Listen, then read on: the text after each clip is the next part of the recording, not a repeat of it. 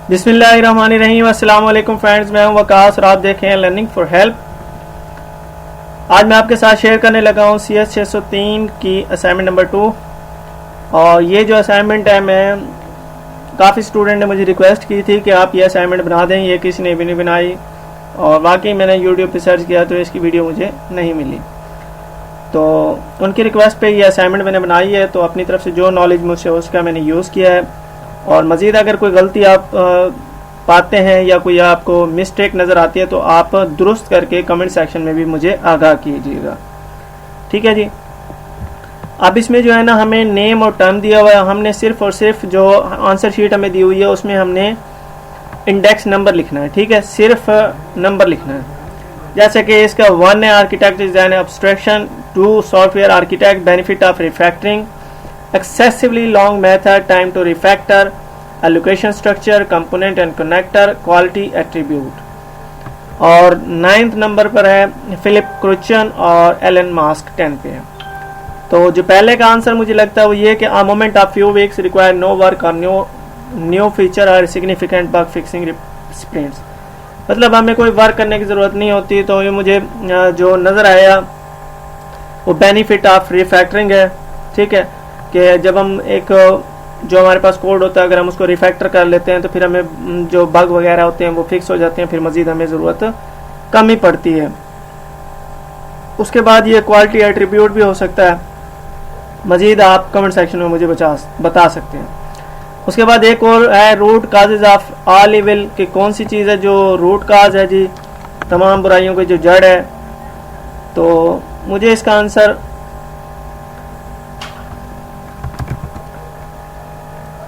Complexity, ठीक है, मतलब कोड जो है अगर कम्प्लेक्स होगा तो बुराइयों की जड़ होगा, इसलिए जो लॉन्ग मेथड होते हैं उसे हमें समझने में मुश्किल होती है, तो इसलिए इसको root causes of all level कहा जा सकता है, कम्प्लेक्स मेथड। उसके बाद अगला जो पॉइंट है वो ये कि less code duplication, more readable code and isolate independent part of the code. तो मतलब ये है कि जो कोड डुप्लीकेशन होती है, मतलब डबल डबल कोड अगर किसी उसमें दिया हुआ है तो कम यानी कि डुप्लीकेट होना चाहिए, यानी कि एक ही से काम चल जाए। अगर एक मेथड कहीं पे डिक्लेयर किया गया है किसी क्लास में तो अगली में उसको उसी के थ्रू यूज़ किया जाए, बार बार उसको ना किया जाए। अच्छा, मोर रीडेबल कोड है, मतलब अगर आसान होगा, मतलब कोडिंग कम्प्लेक्स नहीं होगी तो उसको पढ़ना भी आसान होगा। नया बंदा जिसने कोड नहीं भी किया वो भी उसको आसानी से पढ़ सकेगा। और isolated independent part of the code का क्या मतलब है कि वो जो कोड है ना, अगर हम किसी में चेंजिंग करते हैं, अगर उसको हम रिफैक्टर करते हैं तो वो जो कोड है ना वो दूसरे को डैमेज नहीं करता। मतलब अगर हमने एक तरफ चेंज किया तो वो ये ऐसा नहीं होगा कि वो सारा का सारा चेंज कर देगा उसका, ठीक है। तो मतलब अलग अलग है, अगर हमने जहाँ पे चेंजिंग हमने की है तो वहीं पे चेंज आना चाहिए, बाकी जगह पे चेंज नहीं आना चाहिए। तो मुझे जो इसका आंसर अपनी तरफ से मुझे नज़र आया वो क्वालिटी एट्रीब्यूट है। और आप 5 भी कर सकते हो, टाइम टू रिफैक्टर भी कर सकते हो। अब इसमें क्योंकि ना वाज़ेह नहीं बताया गया था कि कब हमने करना है। अब ये भी तो हो सकता है कि उसने पूछा हो कि लेस कोड डुप्लीकेशन, हम ये चाहते हो कि कोड जो है डुप्लीकेशन ना हो, रीडेबल बन जाए, तो आइसोलेट हो, तो इस तरह भी हो सकता है। लेकिन जो मुनासिब है सबसे वो है क्वालिटी एट्रीब्यूट, ठीक है जी। उसके बाद अगला है understand the view point of many player in IT business, part technologist, part mentor and many more, ठीक है। इसका जो आंसर है वो एलन मास्क है। तो मैं इसको ऑलरेडी सर्च कर चुका हूँ, सारे मैं आंसर अपनी तरफ से वैसे वेरीफाई कर लिए हैं, मज़ीद आप भी मुझे बता सकते हैं।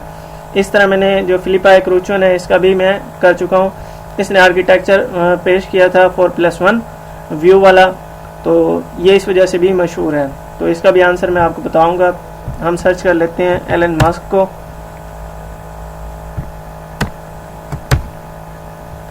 ठीक है जी। अब यहाँ पे इसकी ये देखें लिखा हुआ है, is a business magnate and investor, he is founder, CEO, chief at SpaceX, angel investor, CEO and product architect of Tesla, founder of and ETC। तो यहाँ पे भी आप इसको पढ़ सकते हैं, ठीक है। तो मेंटर वगैरह ये इस लिहाज से जो इसका आंसर बनता है वो 10 बनता है।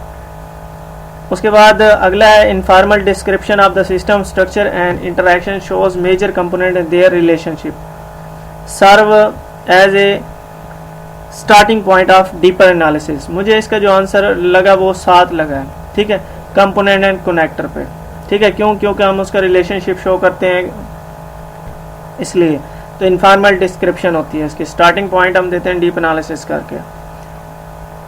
उसके बाद अगला जो है वो है the life of a software architect is a long and some time painful, ठीक है। जो भी सॉफ्टवेयर आर्किटेक्चर होगा वो कहते हैं कि उसकी जो ज़िंदगी है वो एक कह लो कि अजाब की मानिंद हो सकती है, ठीक है।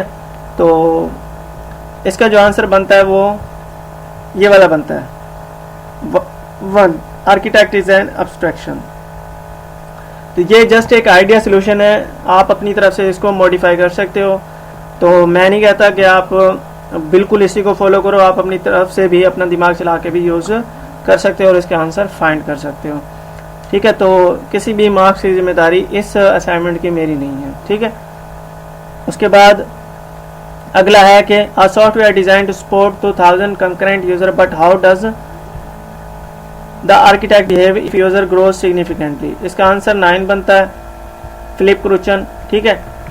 ये इसके ऑलरेडी मैं सर्च कर चुका हूँ इसको, ठीक है। इसने ये मॉडल पेश किया था 4+1 व्यू वाला, तो उसमें ये सारी चीज़ें आ जाती हैं।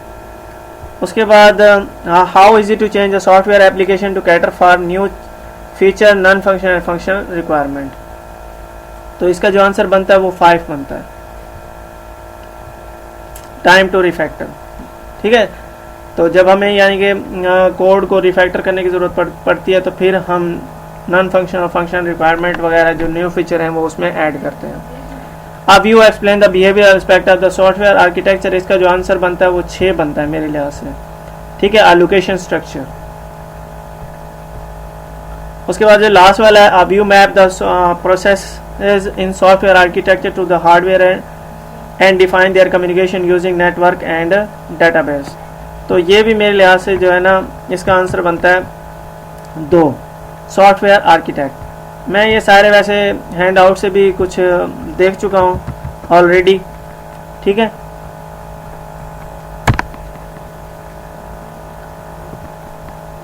ये देखें, a description software architecture as it map to hardware and networking component allow reasoning and quality such as performance and reliability.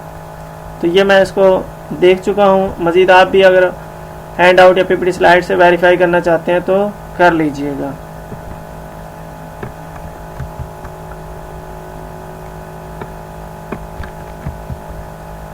ऐसे ये देखें, मैंने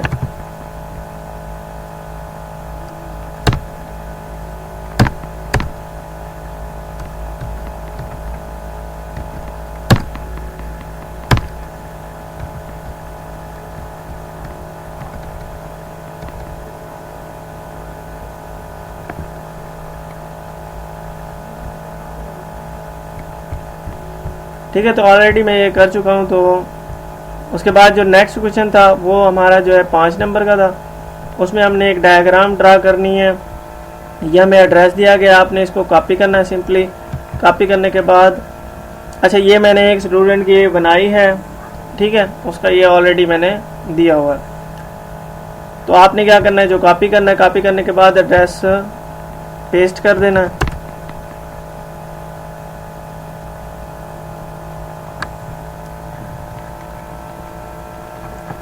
शायद नेट का इशू है, तो आप जो है वो ठीक होना चाहिए, अच्छी स्पीड हो अगर आपने इसको यूज़ करना,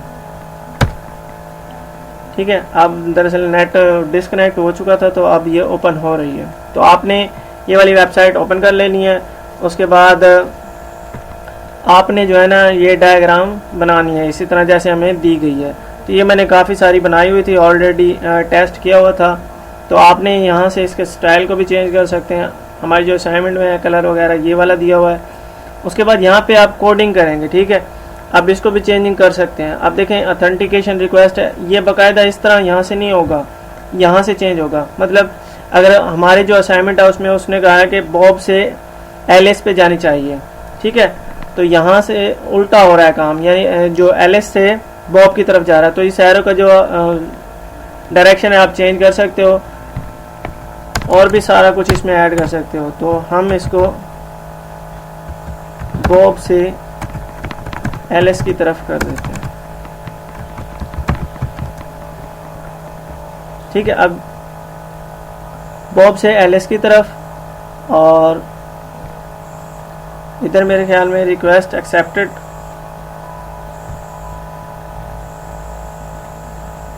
बॉब से एलिस की तरफ और रिक्वेस्ट एक्सेप्टेड।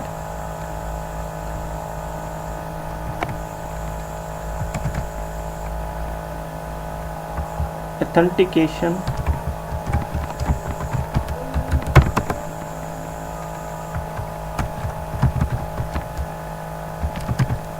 एक्सेप्टेड। ठीक है, तो यहाँ पे इस तरह आप चेंजिंग कर सकते हो और मज़ीद इसको ड्रा कर सकते हो। तो उम्मीद है आपको ये वीडियो पसंद आई होगी। तो इस वीडियो को दोस्तों के साथ ज़्यादा से ज़्यादा शेयर कीजिए और मेरे चैनल को सब्सक्राइब करना मत भूलिएगा। मिलते हैं नेक्स्ट वीडियो में, तब तक के लिए